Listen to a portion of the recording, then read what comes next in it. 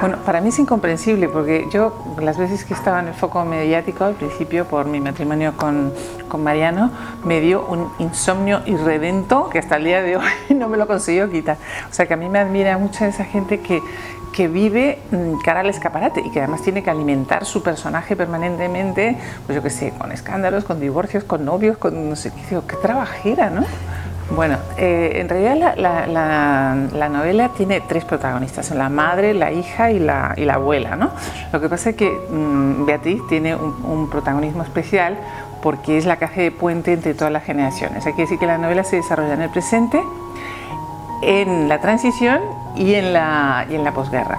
Y entonces, para entender cómo ha sido esta mujer, te tienes que remontar a todas estas épocas. ¿Cómo es ella? Bueno, como ella representa un poco los valores o la falta de valores de la sociedad actual, pues es una persona bastante egocéntrica, que consigue hacer que hace que la gente haga o piense o diga lo que ella quiere que digan y que vive muy en el ojo público. Pero esta persona tiene un secreto y tiene algo que es la que la mueve y la que de alguna manera explica por qué es así.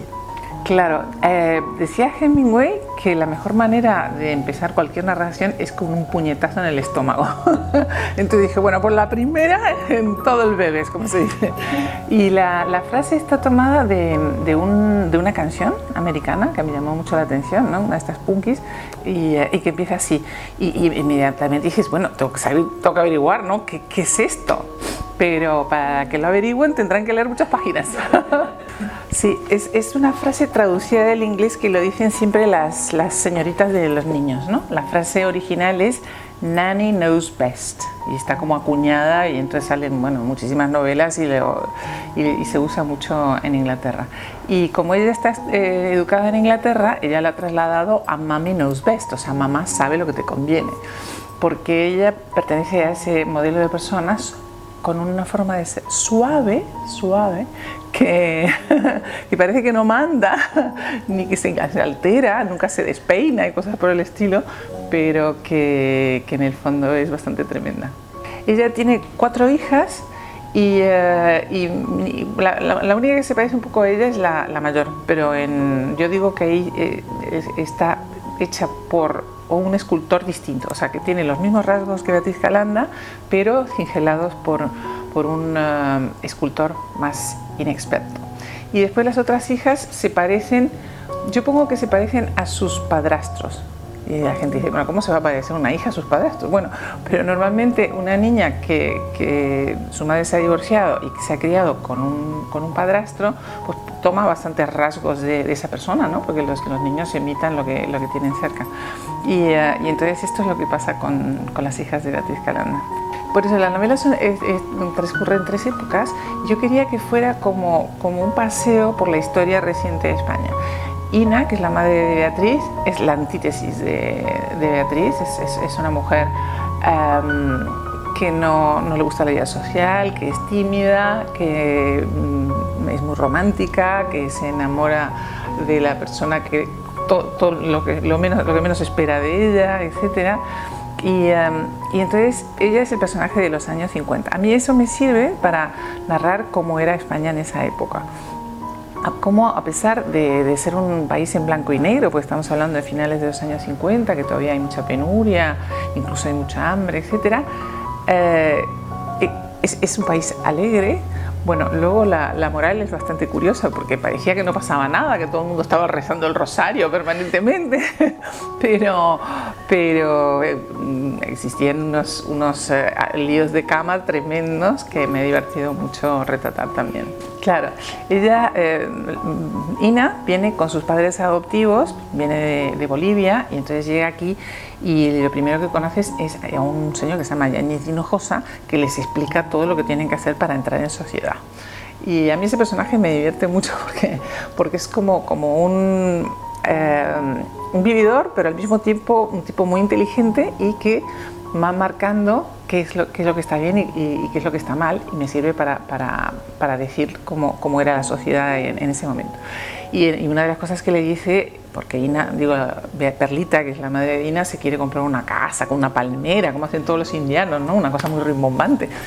Dice, no, Perlita, los españoles somos austeros, o sea, hay que cuidar las formas, eso vas a quedar como una rica o espantosa. Tienes que comprarte un piso así, asado, y entonces le explica todo, cómo tiene que hacer, dónde hay que vestirse, cómo hay que comer, en fin, es como una especie de Pigmalión. Claro, hay una frase que se menciona en el libro y que la dijo Alfonso Guerra, y yo creo que es como una gran profecía, dijo, este país no lo va a reconocer ni la madre que lo parió, y se cumple inexorablemente.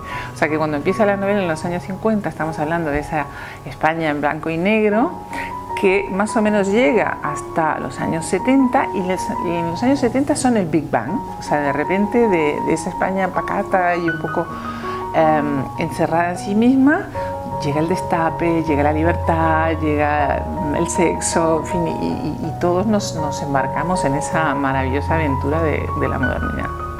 Claro, porque yo creo que la gran protagonista de la novela en realidad es España y cómo ha ido cambiando.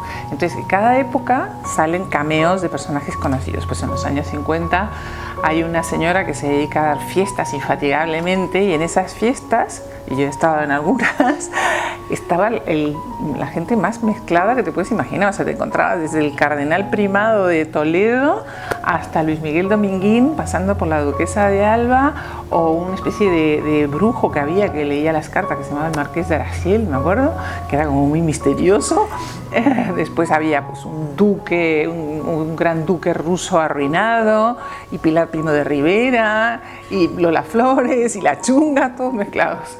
Porque en aquella época existía algo que más o menos está desapareciendo, que es la censura social, digamos.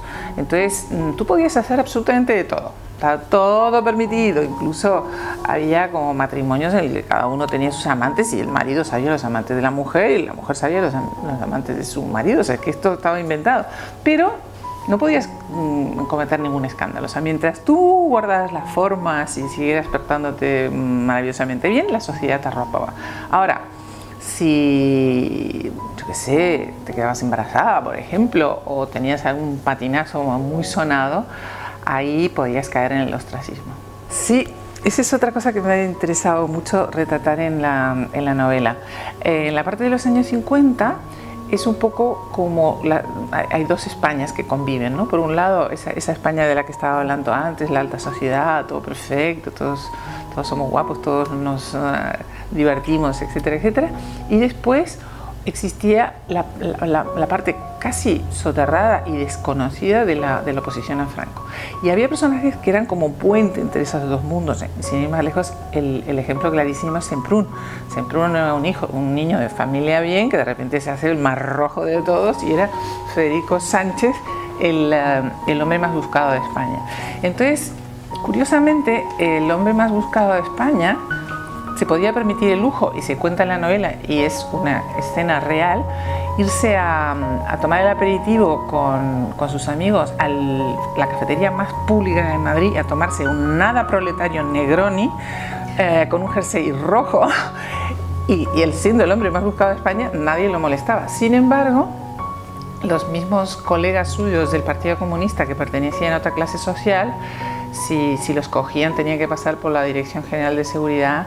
Y ahí hay una frase que se cuenta en el libro también, y que es verdad, es reloj de gobernación, que por fuera das la hora y por dentro la extrema unción. O sea, que una vez que entrabas en la Dirección General de Seguridad, que es donde está el reloj famoso que todos vemos por las campanadas de Año Nuevo, pues ahí muchos salían mal parados y algunos ni siquiera salían. Sí, Julián Calanda es un maqui, y entonces a mí ese personaje me encanta en el libro porque él es obviamente de izquierdas, es un hombre idealista, está en contra de Franco, etc.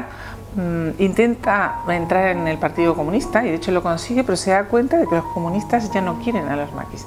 Fue así la historia. O sea, durante una época los apoyaron porque pensaron que podía ayudarles a tumbar a Franco, se dieron cuenta de que no, y los dejaron caer, y muchos de ellos pues incluso fueron delatados por el Partido Comunista.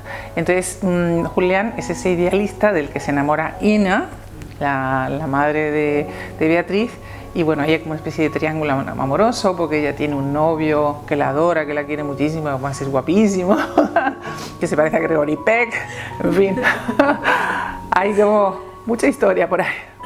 Sí, se llama Lita y es la asistente personal de Beatriz y es la que soluciona todo y como tú dices es invisible. A mí es un personaje que me gusta mucho y de alguna manera está inspirado en la ama de llaves de Rebeca, ¿sabes? Que da un poco de miedo, da un poquito de miedo, pero adora a Beatriz y uno siempre se pregunta qué tipo de relación tienen estas dos mujeres que en el fondo se necesitan mucho entre ellas, ¿no? Bueno, yo cuando empiezo una novela no tengo la más remota idea de qué va la historia. Soy como la primera lectora y la más sorprendida de todo lo que hago. Entonces, lo primero que se me ocurrió fue esa frase. Ayer maté a mamá y no sentí nada, que la había leído y me llamó mucho la atención. Entonces yo pongo esa frase y a ver qué pasa.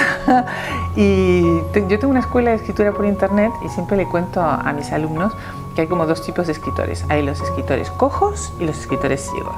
Los escritores cojos son los que necesitan esquemas. Entonces antes de escribir un libro se hacen como fichas y saben perfectamente lo que va a pasar en el capítulo 1 y en el capítulo 2 y cuál es la frase final y saben cómo son los personajes e incluso hacen como una ficha policial, ¿no? Entonces fulano de tal es rubio y toma el café con leche con 2 terrones de azúcar y le usa los calcetines un poco caídos y se hace así, hace todo el esquema y luego lo único que tiene que hacer es ensamblar ese puzzle, ¿no?